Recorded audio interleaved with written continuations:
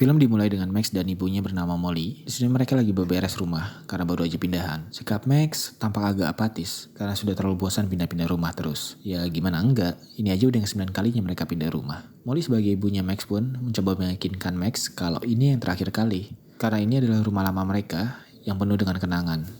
Adegan berganti ke kamar Max yang lagi mengenang ayahnya. Mulai dari foto lamanya saat masih hidup, sampai ke hiasan kamar berupa miniatur susunan bintang yang berbentuk galaksi. Hingga suatu malam, Max dan Molly pun mendapatkan tamu yang bernama Mas. Dia adalah rekan kerja ayahnya yang dulu, sebelum ayahnya meninggal karena sebuah kecelakaan. Dari sinilah Max mulai menyadari kalau dia benar-benar gak terlalu kenal ayahnya. Seperti apa dia sifatnya, bagaimana pekerjaannya, dan yang paling penting, apa penyebab kematiannya. Bahkan gurunya di sekolah pun lebih mengenal ayahnya dibanding Max. Namun orang terdekatnya, Molly, masih enggan untuk berbicara tentang ayahnya. Dan hanya berkata kalau Max itu belum siap untuk tahu tentang ayahnya. Karena itulah Max mulai menyelidiki tentang kecelakaan yang merenggut ayahnya. Namun semua informasi yang dia dapat hanya mengatakan kecelakaan itu terkait dengan tornado.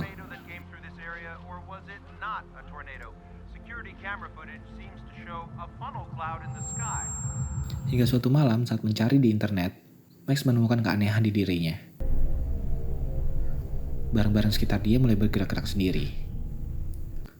Hingga gambar TV yang terdistorsi gara-gara gerakan tangannya.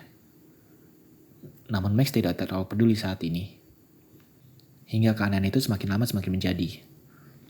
Seperti air yang berubah polanya, vending machine yang rusak, hingga saat memakai komputer pun, PC-nya mati. Dan tangannya mengeluarkan cahaya, yang membuat Max makin panik dan mencoba mengendalikan keadaan itu. Tersadar, dia dapat mulai mengendalikan keanehan itu. Dari situ Max mulai menyadari keanehan ini terkait dengan energi. Di hutan dia mencoba mengeluarkan barang-barang bekas. Dan mencoba menyalakan barang-barang itu dengan energi yang dia keluarin. Yang justru malah meledak. Max pun mulai mempelajari cara mengendalikan energi tersebut. Di suatu malam di sebuah lab penelitian, 2 orang peneliti yang lagi santuy main pingpong tiba-tiba dikagetkan dengan kejadian aneh di kolam. Di mana airnya melonjak naik dan membentuk pola aneh yang bercahaya. Saat peneliti mencoba menyentuh pola itu, justru malah terjadi ledakan dan keluar makhluk kecil dari pola itu.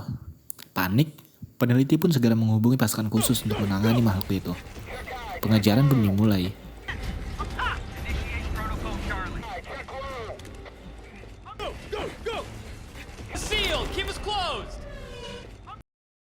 Namun makhluk itu berhasil lolos setelah listriknya mati.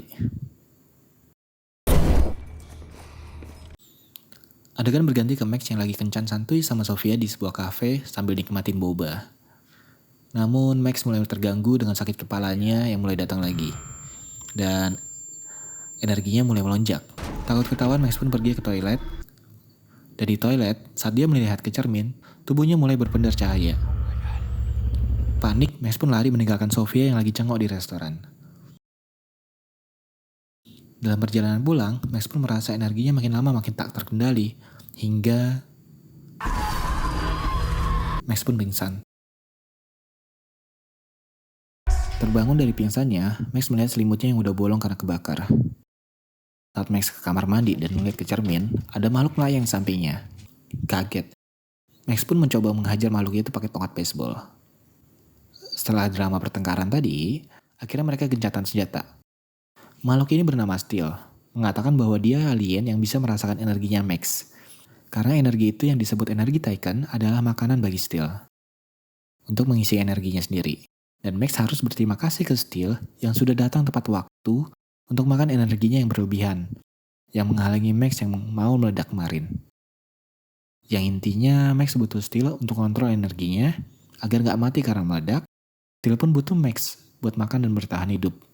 Saat goes melalui hutan, Max tiba-tiba mengalami sakit kepala lagi. Namun kali ini disertai dengan kilasan memori. Dalam kilasan memori itu, Max melihat ayahnya saat kejadian kecelakaan.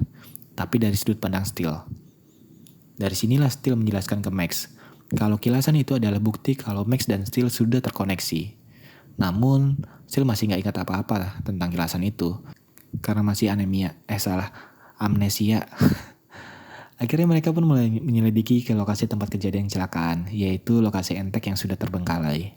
Setelah beberapa kali mengalami kilasan memori, saat mereka sampai di Entek yang lama, mereka mulai mengetahui kejadian kecelakaan itu semua terkait dengan sebuah makhluk yang bernama Ultraling. Dan Steel pun berhubungan erat dengan ayahnya. Di lokasi itu, Steel menjelaskan ke Max terkait manfaat dari energi Tiken pada tubuh manusia, di mana energi itu bisa dianggap seperti turbo, yang bisa untuk meningkatkan kekuatan, kecepatan, dan lain hal. Melalui bimbingan Steel bagaimana mengontrol energinya, Max pun mulai berlatih. Mulai dari mukul tembok, loncat, lari. Namun saking asiknya berlatih, Max pun jatuh dari atas gedung. Dan saat terakhir, Steel pun datang untuk membantu Max dan Steel pun menjelaskan, dalam mode yang mereka sebut Battle Mode ini, dapat melipat gandakan semua manfaat energi Tiken pada tubuh Max.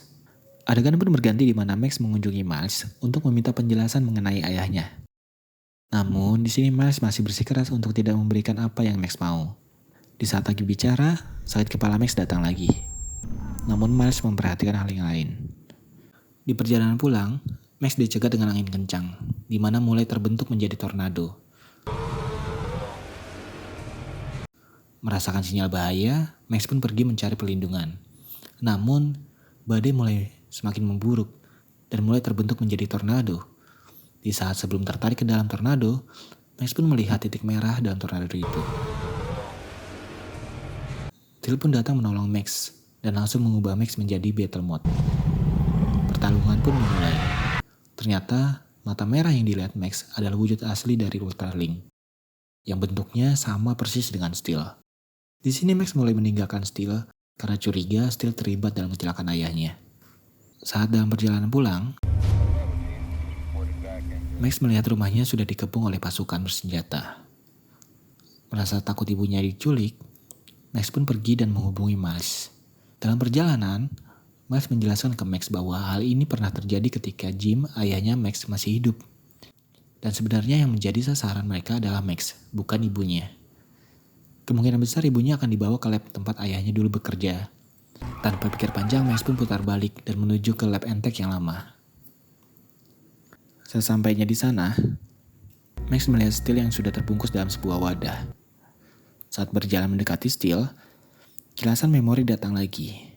Dari sini Max menyadari bahwa sebenarnya Steel membantu ayahnya dan mendapatkan wasiat untuk menjaga Max. Sedangkan Miles, rekan kerja ayahnya, justru berkhianat dan bekerja sama dengan Ultraling untuk mengambil energi ayahnya.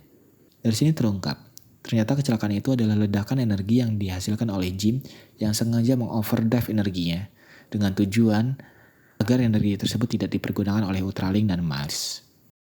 Saat itu Miles pun sudah ada di belakang Max, lengkap dengan armor yang sengaja didesain untuk menyimpan energi Tiken yang didapat dari kematian ayahnya. Miles memaksa Max untuk masuk ke dalam kubah yang digunakan untuk mengambil energi Max. Kubah yang sama yang digunakan dulu oleh ayahnya. Saat terjepit, Max pun ditolong oleh Steel yang baru terbangun dan berubah menjadi Battle Mode. Pertarungan pun tampak berat sebelah karena energi Max tersedot oleh senjata khusus Miles yang berupa capitan Mr. Crab yang dapat menyerap energi Max secara langsung. Saat terdesak, Max pun mendapat pertolongan dari pasukan bersenjata yang ternyata merupakan anak buah dari ibunya. Ternyata beberapa saat lalu, pasukan tersebut menemui ibunya dan mendapatkan perintah untuk mencari anaknya yang selama ini diburu oleh Miles. Find my son. Molly ternyata adalah pimpinan sah dari perusahaan Entek. I am still the majority shareholder. Sayangnya, pasukan tersebut dibantai dengan mudah oleh Miles.